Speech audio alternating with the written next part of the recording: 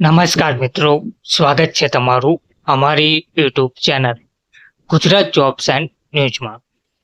મિત્રો, આંગણવાડી બહેનોના આંદોલનને લઈને વધુ એક મહત્વની અપડેટ સામે આવી રહી છે. આંગણવાડી વર્કર બહેનોના કલેક્ટર કચેરીમાં જે ધરણા ચાલી રહ્યા છે તેમને રેલીની મંજૂરી મળવા પામી ન હતી. પડતર પ્રશ્નો બીએલઓની કામગીરી દૂર કરવાની માંગણી પ્રશ્ને દેખાવો ચાલી રહ્યા છે. આંગણવાડી વર્કરો પોતાની જુદી જુદી પડતર માંગણીઓ સાથે આંદોલન ચલાવી રહ્યા છે. ગુરુવારના રોજ રેલીની મંજૂરી નહીં મળતા કલેક્ટર કચેરીમાં ધરણા કરવામાં આવ્યા હતા.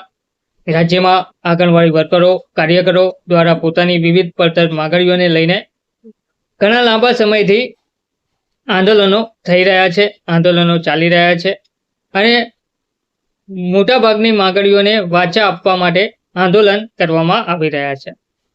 થોડા દિવસ પહેલા ગાંધીનગરમાં રેલી ધરણા કર્યા પછી ગુરુવારે જામનગરમાં આંગણવાડી બહેનોએ રેલીનું આયોજન કર્યું હતું, પરંતુ તંત્રની મંજૂરી નહીં મળતા આશરે 350 જેટલા બહેનોએ કલેક્ટર કચેરીમાં ધરણા કર્યા હતા.